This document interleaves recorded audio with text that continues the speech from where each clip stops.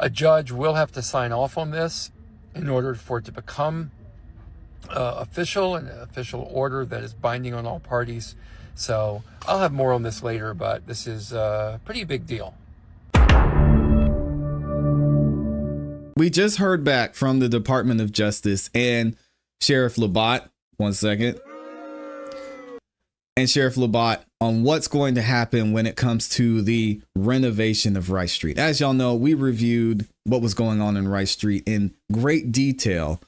And we looked at the Department of Justice report and saw everything that was wrong with Rice Street. But for some reason, the Department of Justice decided to keep it open. Now they came out with this report saying, okay, here are the changes we're going to make. Here's how we're going to implement them. And we're going to get into everything here in a second. Doug Weinstein has some thoughts on it, especially considering that his former client is now being held in a Fulton County jail. Check it out. Shout out to Uncle Doug. So I have some thoughts. Apparently the DOJ and the Fulton County Sheriff's Office have reached a consent agreement on how to improve conditions at the jail. There are a number of, by the way, here's Joseph Papp, who has reported it in the AJC. There are a number of conditions in the consent agreement. I'm really looking forward to reading the whole thing. I just got a full copy of the attachment with everything in it, so I will be going through that. I think a highlight is essentially an agreement to do what the hell they should have been doing the past few years anyway, which is to properly care for the people that are incarcerated there. It also calls for basically a neutral monitor who will monitor those conditions, monitor compliance with the consent, and every 6 months will provide a report.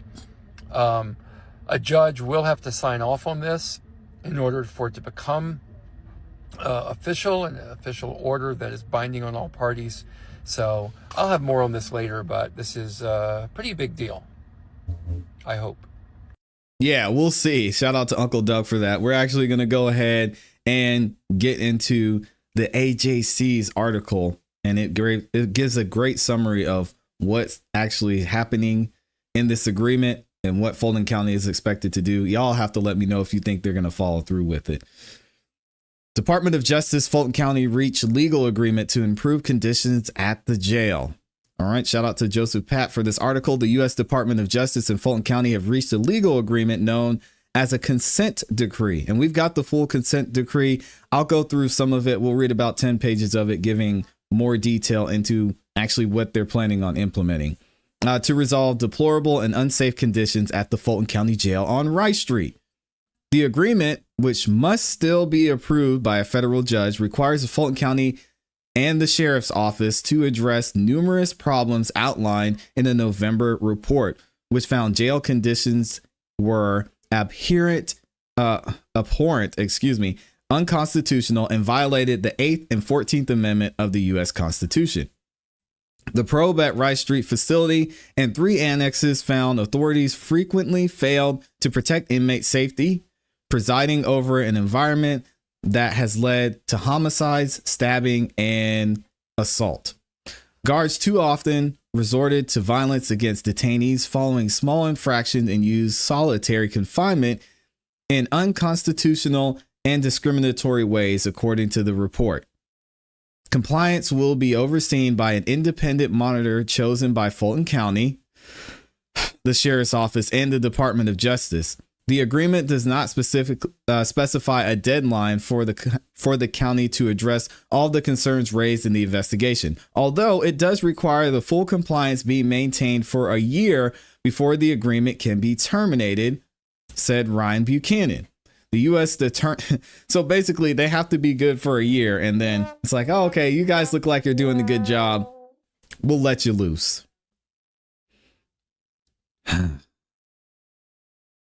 This is so annoying. We have an optimistic idea that we can make a difference in the jail, which is so important to us and this community, Buchanan said. And by the way, I didn't read this. Ryan Buchanan is a U.S. attorney for the Northern District of Georgia. Buchanan said the consent decree requires the Sheriff's Office to make improvements to the physical jail facilities as well as the patterns and practices that contribute to the violence in the jail, which are inextricably intertwined. As part of the agreement, the sheriff's office must, here we go, they have to develop plan and policies to keep incarcerated people safe from violence, improve supervision and staffing, maintain doors and locks in working order. That's the biggest thing. Require staff to abide by constitutional standards when using force, take steps to protect incarcerated people at the risk of suicide, and to afford incarcerated people adequate medical and mental health care. They have to develop and implement a comprehensive housekeeping plan and pest management system to keep the jail clean, sanitary, and free of pests. Stop the use of isolation or restrictive housing of vulnerable people who are at substantial risk of self-harm or other negative mental health outcomes, absent specific and significant protections. Facilitate the provisions of adequate special education services to children with disabilities in the jail. Saying children in jail is crazy. You know what the saddest part about this is? All these things they have to implement, you would assume that these would already be implemented in the jail. Isn't this the entire reason we brought Sheriff Labat in here? It's his priority. Well, it's supposed to be his priority. It's his responsibility for sure to get this done. And we're talking about improving the supervision and staffing, maintaining locks and doors in working order. That's just standard. That's like you going to a hotel and just hoping that they have a bed in the room and a place for you to sleep. Like, isn't that the whole reason we're there? The independent monitor will track implementation of those requirements and will issue a public report on the jail's progress every 6 months. So they're going to do it twice, because if they're good for a whole year, right, then they can get out of this entire situation that they're in. And the Department of Justice will pat them on the head and say, keep up the great work, guys. See ya. And they'll be out of here. Buchanan said the Department of Justice is not prescribing the dollar figure necessary to bring the jail into compliance with the federal law. Okay, so that means it's up to this guy. Do y'all trust anybody in Fulton County to correctly appropriate funds? I don't. The sheriff's office said in a statement that it has been working closely with federal officials regarding conditions at the jail and on the requirements listed in the decree. The consent order is a roadmap to a better future for our facility staff and individuals entrusted to our care. Fulton Sheriff Patrick Labat said in a statement, together, these opportunities will build meaningful and long-lasting change. Yeah, we'll see about that. Fulton County officials said on Friday they are committed to collaborating with the Department of Justice, the sheriff, and others to fulfill terms of the agreement. County Commission Chairman Rob Pitts noted that last year, the Board of Commissioners committed to investing, and I keep bringing this up to $300 million. $300 million, y'all. In facility improvements. He added that a contract has been approved with the project manager who is beginning a facility assessment. I tried to get them to hire me as the project manager. I don't know. I guess I called Patrick Labat out too many times. They didn't answer my phone calls or emails. So looks like we're out of the 300 million. Maybe next time. Pitts also mentioned the $13 million Blitz program to repair housing units at Rice Street Jail. Okay, that's good. He said that started in 2023. And is on track to finish within 90 days. So this blitz has taken 2 years. I shouldn't laugh, but god dang, man. What kind of blitz program is that? You got $13 million and it's taking you 2+ years to get this work done. Oh, it's on track to finish in the next 90 days. Yeah. Oh, man. The blitz work includes replacing all lighting, fixing cell doors and locks, repairing all plumbing, and resealing all concrete walls, he said. So no more nut juice, I guess. I don't know what's going on here. He added that in August, the county commissioners allotted $3.2 million for jail repairs that included upgrading fire alarms, replacing kitchen and laundry equipment, and modernizing all elevators. Can we get the showers fixed, please? The problem at the Fulton County Jail did not arise in a day and will not be fixed in a day, Pitts said. But I'm determined that they will be fixed. What kind of blitz program takes 2 years? Pitts also sought to distance the county from responsibility for managing of the jail, which the sheriff's office does using funds provided by the Board of Commissioners. Interesting. If you read the Department of Justice study, you'll note one thing is crystal clear. The majority of their findings relate to the management of the jail and not the physical plant for which the Fulton County government is responsible for, he said. That's important to note.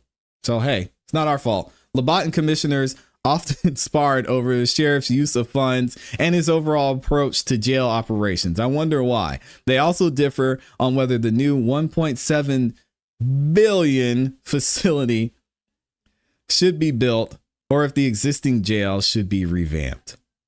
The civil rights advocacy group Color of Change said in a statement that they applaud the agreement and still have major concerns about leadership in the sheriff's office. I do not applaud the agreement. You know why? Because after a year, the Department of Justice is going to take their hands off of this. And clearly, as we've seen with other things in Fulton County, these people in office, people with a certain authority, they need their hand held. So I'm reluctant to applaud anything at this point. We'll wait and see the results. And also, we have to note that there is a lawsuit, several lawsuits actually, pending against Fulton County, and specifically how this jail was run. We went through all the details there. Y'all can watch that in the video I'll have in the description. Until you address the sheriff, until you address the culture, and until you address the trust, the county runs the risk of repeating its history of death and destruction with respect to the jail, said Michael Collins, senior director of the organization. Labatt won re-election to a new 4-year term in November.